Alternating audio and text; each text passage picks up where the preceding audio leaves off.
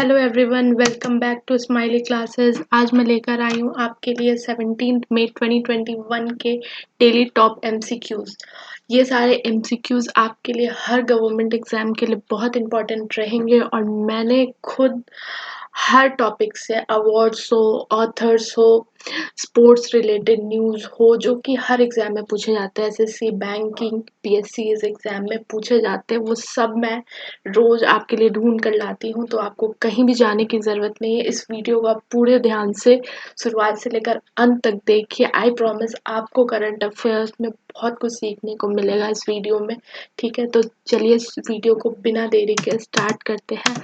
आपका आज का पहला सवाल है, world telecommunication day is celebrated on.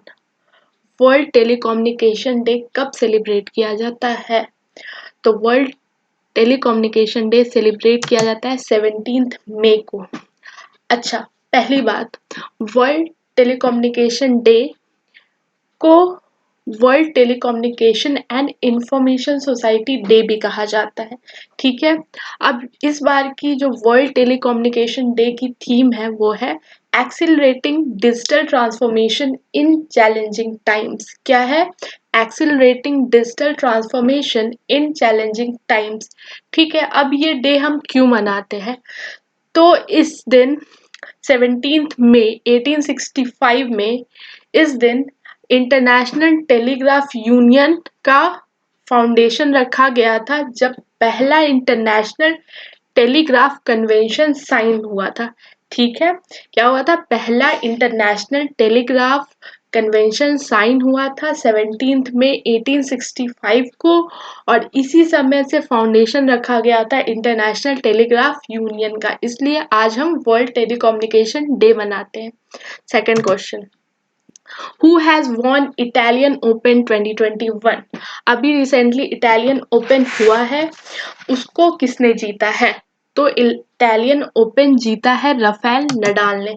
ठीक है, तो इसका करेक्ट आंसर है ऑप्शन ए। ठीक है, अब इटालियन ओपन को रोम मास्टर्स भी कहते हैं। ठीक है, और ये राफेल नडाल का 10th टाइटल है रोम मास्टर्स का। इस गेम में वो 10वीं बार जीत चुके हैं। ठीक है, अब राफेल नडाल जो है वो एक स्पेनिश टेनिस प्लेयर है और नोवाक जोकोविक जो है एक सर्बियन टेनिस प्लेयर है। ठीक है, अब ये इटालियन ओपन कहाँ हुआ था? तो रोम, इटली में हुआ था। ठीक है, और फाइनल जो इसका है वो Rafael Nadal versus Novak Djokovic के बीच में हुआ था। ठीक है, अच्छा, एक बात मैं आपको बता दूं, ये इटालियन ओपन जो है ये ग्रैंड स्लैम का पार्ट नहीं है, ये एटीपी टूर्स मास्टर्स 1000 इवेंट का पार्ट है। ठीक है, ग्रैंड स्लैम में 4 ओपन आते हैं, French Open, Australian Open, US Open and Wimbledon Open. ठीक है, तो 4 होते हैं, इटालियन ओपन इसका पार्ट नहीं होता है। ठीक है, third question, which state celebrates its statehood day on 16th May? 16th May को कौन सा स्टेट अपना statehood day सेलिब्रेट करता है? तो इसका आंसर है 16th May को सिक्किम अपना स्टेटहुड डे सेलिब्रेट करता है। ठीक है, सिक्किम का फॉर्मेशन कब हुआ था? 16th May 1975 में हुआ था। ठीक है, और 1975 से पहले तक नमग्याल डायनेस्टी है वो रूल करती थी सिक्किम में। कौन रूल करता था? नमग्याल डायनेस्टी रूल करती थी। ठीक है, और एक बात, सिक्किम ने जब इंडियन यूनियन ज्वाइन किया तो रेफरेंडम के थ्रू डिसाइड हुआ था, तब इसने ज्वाइन किया। ठीक है, और सिक्किम में लेपचास ट्राइब पाए जाते हैं। ओके, अब एक और बात, अब कुछ करेंट न्यूज सिक्किम के बारे में। सिक्किम पहला स्टेट बन गया है इंडिया का जो 100% ऑर्गेनिक है। ठीक है, अब एक और बात, कंचनजंगा नेशनल पार्क सिक्किम में पाया जाता है और वो एक वर्ल्ड हेरिटेज साइट है। ठीक है, रिवर तिस्ता एक मेजर फ्लोइंग रिवर है सिक्किम का। ठीक है, और जो रिवर तिस्ता है वो खुद एक ट्रिब्यूटरी है ब्रह्मपुत्रा रिवर का। ओके, तो ये सारी बातें आप सिक्किम के बारे में याद रखिएगा। Fourth question, zeolites are used in production of. Zeolites का यूज हम किसके प्रोडक्शन में करते हैं? तो ऑक्सीजन के प्रोडक्शन में हम जियोलाइट्स का यूज करते हैं। किस चीज में करते हैं? जियोलाइट्स का प्रोडक्शन, जियोलाइट्स का यूज हम ऑक्सीजन के प्रोडक्शन में करते हैं। ठीक है, अब ये होते क्या है? These are basically aluminosilicate minerals. क्या होते हैं ये? एल्यूमिनोसिलिकेट मिनरल्स होते हैं। ये बेसिकली एक माइक्रोपोरस मटेरियल है जिनका यूज हम एज ए एड्सॉर्बेंट करते हैं, कैटलिस्ट की तरह भी इन्हें यूज करते हैं और इसको वाटर प्यूरिफिकेशन के लिए भी यूज किया जा सकता है। ठीक है, अब नेचुरली जियोलाइट्स कहाँ पाए जाते हैं? जब क्या होता है, वोल्केनिक रॉक जो है वो रिएक्ट कर जाते हैं अल्कालिन ग्राउंड वाटर से, तो वहां जियोलाइट्स पाए जाते हैं। ठीक है, अब इनका यूज हम ऑक्सीजन प्रोडक्शन के लिए मंगा रहे हैं, इनका यूज हम करेंगे। ठीक है, इनको हमने अभी जियोलाइट्स को इंपोर्ट किया है। ठीक है, अब इसका यूज ऑक्सीजन कॉन्सेंट्रेटर में होगा। तो कैसे होगा? तो ये बेसिकली एब्जॉर्ब कर लेगा nitrogen from atmosphere.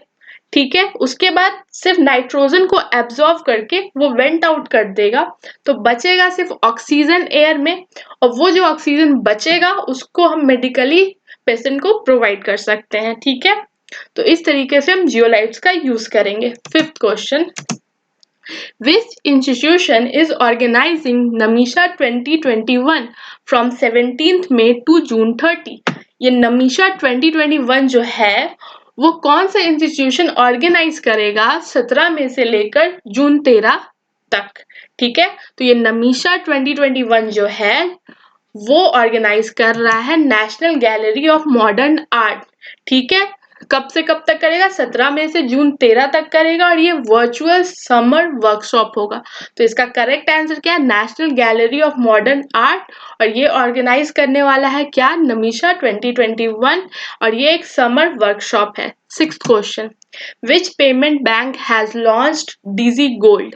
DG gold मतलब कि डिजिटल गोल्ड किसने लॉन्च किया? किस पेमेंट बैंक ने ये फैसिलिटी लॉन्च की है? तो इसका करेक्ट आंसर है Airtel payment bank. Airtel payment bank ने लॉन्च किया है डीजी गोल्ड। ठीक है, अब ये किसके साथ मिलकर एयरटेल पेमेंट बैंक ने लॉन्च किया है? सेफ गोल्ड एक कंपनी है, उसके साथ मिलकर एयरटेल पेमेंट बैंक ने डीजी गोल्ड लॉन्च किया है। सेफ गोल्ड क्या करता है? डिजिटल गोल्ड प्रोवाइड करता है। ठीक है, अब जो यूजर्स है एयरटेल थैंक्स ऐप के, वो लोग बाय कर सकते हैं 24 कैरेट गोल्ड। ठीक है, उसके बाद इन्वेस्ट कर सकते हैं डिजिटल गोल्ड में। अब एयरटेल पेमेंट बैंक का फॉर्मेशन अभी 2017 में ही हुआ है। इसका हेडक्वार्टर न्यू दिल्ली में है, और इसकी जो चेयरमैन है वो है नुब्रता विश्वास। कौन है? Nubrata Biswas. Seventh question, who has topped Fortune's world's 50 greatest leaders 2021? अभी फॉर्चून मैगजीन ने एक लिस्ट निकाली है वर्ल्ड्स 50 ग्रेटेस्ट लीडर्स की 2021 की। उसको किसने टॉप किया है? तो आपको जान के हैरानी होगी कि इसे टॉप किया है जाकिंडा अर्डन ने। ठीक है, जाकिंडा अर्डन ने टॉप किया है फॉर्चून की वर्ल्ड्स 50 ग्रेटेस्ट लीडर 2021 की लिस्ट, और वो न्यूजीलैंड की पीएम है। ठीक है, और ये कौन लॉन्च करता है? फॉर्चून मैगजीन इसे रिलीज करती है ये, और ये इसका 8th एडिशन था। ठीक है, और अगर आप जानना चाहेंगे कि कोई इंडियन इसमें है, तो हाँ, टॉप 10 में एक इंडियन भी है जो 10th स्पॉट पे है, और उनका नाम है आदर पूनावाला, जो कि सीईओ है सेरम इंस्टीट्यूट ऑफ इंडिया के। ठीक है, अब ये किन्हें मतलब इस लिस्ट में किसे किसे रखा जा सकता है? जिसने बहुत ही अच्छा काम किया है और ट्रूली कंट्रीब्यूट किया है कोविड के चैलेंजिंग टाइम में, उसे इस लीडर्स के लिस्ट में रखा जा रहा है। 8th question, who has given authorization to eRoute technology to operate as prepaid payment instrument company? eRoute technology को ऑपरेट करने के लिए as a prepaid payment instrument company किसने ऑथराइजेशन दिया है? तो इसका आंसर है सी, आरबीआई। आरबीआई ने ऑथराइजेशन दिया है eRoute टेक्नोलॉजी को to operate as prepaid payment instrument. ठीक है, तो पहले प्रीपेड पेमेंट इंस्ट्रूमेंट क्या होती है? ये वो कंपनीज होती हैं जो फैसिलिटेट करती हैं purchase of goods and services, क्या गुड्स एंड सर्विसेज का परचेज फैसिलिटेट करती हैं, ठीक है। अब सर्विसेज में क्या क्या आता है, फाइनेंशियल सर्विसेज हो गया, रेमिटेंट फंड ट्रांसफर हो गया, ठीक है। और ये उतने ही वैल्यू का होगा जो इस प्रीपेड पेमेंट इंस्ट्रूमेंट में जितना पैसा होगा। It's just like a wallet. Wallet में अगर मानिए 100 रुपीज है तो उतने की ही सर्विसेज ये प्रोवाइड कर पाएगा, ठीक है। तो इसे ऑथराइजेशन किसने दिया है, आरबीआई ने। तो आरबीआई का फुल फॉर्म क्या है, reserve bank of India. RBI का फॉर्मेशन कब हुआ था, 1 अप्रैल 1935 में हुआ था। और ये जिस लेजिस्लेटिव एक्ट के अंदर हुआ था वो है आरबीआई एक्ट 1934। आरबीआई के फर्स्ट गवर्नर कौन थे, सर सीडी देशमुख। और इसके 25th गवर्नर हैं, अभी जो करेंटली है वो 25th गवर्नर है, और उनका नाम क्या है, शक्तिकांता दास। ओके। ई रूट टेक्नोलॉजी जो है वो एक नोएडा की कंपनी है, ठीक है। इतनी बातें आप याद रखिएगा इस क्वेश्चन से रिलेटेड। मैंने काफी इंफॉर्मेशन आपको इस एक स्लाइड से दे दी है, ठीक है। तो ये सारी बातें आपके लिए बहुत इंपॉर्टेंट रहेगी, तो आप इसे याद रखिएगा। 9th question, freedom fighter Anup Bhattacharya passed away, he was related to which field.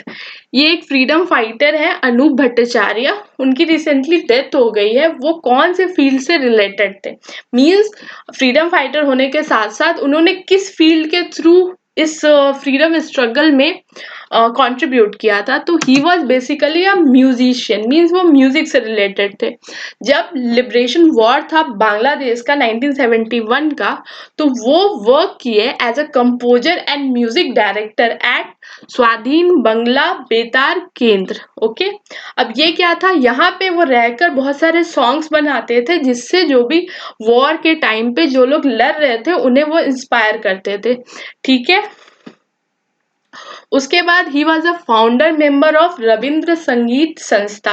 Ravindra संगीत संस्था के वो एक फाउंडर मेंबर भी थे, ठीक है। तो ये दो बातें आप इनके बारे में याद रखिएगा। 10th question, who has been selected as next CMD. CMD is chairman and managing director of BPCL. BPCL क्या है, भारत पेट्रोलियम कॉर्पोरेशन लिमिटेड, ठीक है।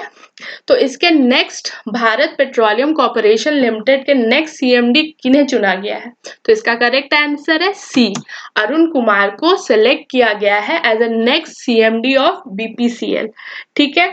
अभी बीपीसीएल का फॉर्मेशन कब हुआ था, 1952 में हुआ था, और इसका हेडक्वार्टर कहाँ है, मुंबई में है। अब कौन सेलेक्ट करता है सीएमडी को, तो पीईएसबी सेलेक्ट करती है। पीईएसबी क्या होती है, पब्लिक इंटरप्राइजेस सिलेक्शन बोर्ड। क्या होता है, public enterprises selection board select करता है बीपीसीएल के एमडी को। 11th question, which of these has launched vehicle helpline Covi van for senior citizen. इनमें से कौन से स्टेट या यूनियन टेरिटरी ने लॉन्च किया है vehicle helpline Covi van for senior citizen, तो इसका करेक्ट आंसर है ऑप्शन सी, दिल्ली।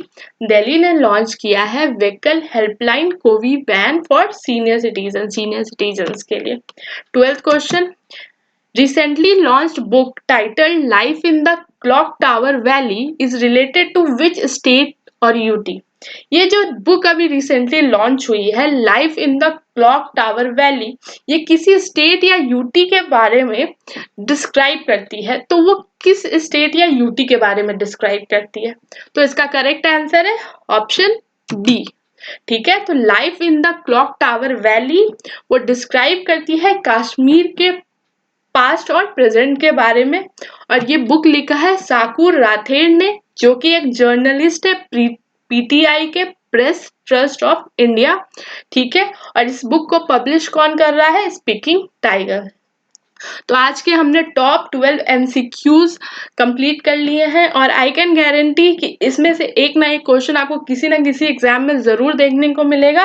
तो मैं आशा करती हूँ कि आपने इस वीडियो को अभी तक बहुत ध्यान से देखा होगा। अब मैं आ चुकी हूँ एक स्कीम के बारे में बताने के लिए। आपसे मैंने प्रॉमिस किया है कि मैं रोज एक स्कीम के बारे में बताऊंगी। तो आज का स्कीम है किसान क्रेडिट कार्ड स्कीम। ये बहुत ही इंपॉर्टेंट स्कीम है, इसे लॉन्च किया गया था अगस्त 1998 में बाय इंडियन बैंक्स, ठीक है।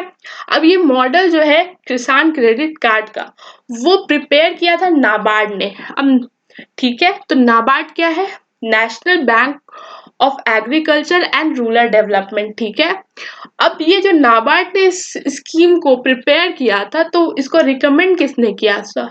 तो आरवी गुप्ता कमेटी थी, उन्होंने रिकमेंड किया था कि आप किसान क्रेडिट कार्ड स्कीम एक लॉन्च करिए जिसमें एग्रीकल्चर नीड्स के लिए फार्मर को एक लोन मिलेगा। ठीक है, अब स्कीम को इम्प्लीमेंट कौन करता है? Ministry of finance. Ministry of finance किसान क्रेडिट कार्ड स्कीम को इम्प्लीमेंट करती है। ठीक है, तो अब हम बढ़ते हैं हमारे प्रीवियस डे क्वेश्चन पे। कल मैंने आपसे पूछा था ये जो बुक है एलिफेंट इन द वुम्ब, इसे किसने लिखा है? तो इसका करेक्ट आंसर है ऑप्शन सी। आप में से बहुत बच्चों ने इसका करेक्ट आंसर दिया, तो ऐसे ही आप पार्टिसिपेट करती रहिए, आपको बहुत कुछ सीखने को मिलेगा। ठीक है, ऑप्शन सी काल्की कोलचिन ने ये बुक लिखी है एलिफेंट इन द वुम्ब। अब आज का सवाल आपके लिए, how much GST is charge on oxygen concentrator? अभी ऑक्सीजन कॉन्सेंट्रेटर जो कि कोविड पेशेंट के लिए बहुत ज्यादा यूज किया जा रहा है, उस पर कितना जीएसटी चार्ज किया जाता है? इसका आंसर आप सब कमेंट सेक्शन में अभी के अभी करके बताइए। ठीक है, तो खत्म करते हैं इस वीडियो को। आशा करता हूँ कि आपको ये वीडियो बहुत पसंद आया होगा। अगर पसंद आया है तो इसे लाइक एंड शेयर करें, और अगर आप ऐसी वीडियो रोज देखना चाहते हैं तो मेरे चैनल स्माइली क्लासेस को सब्सक्राइब करें। Thanks for watching.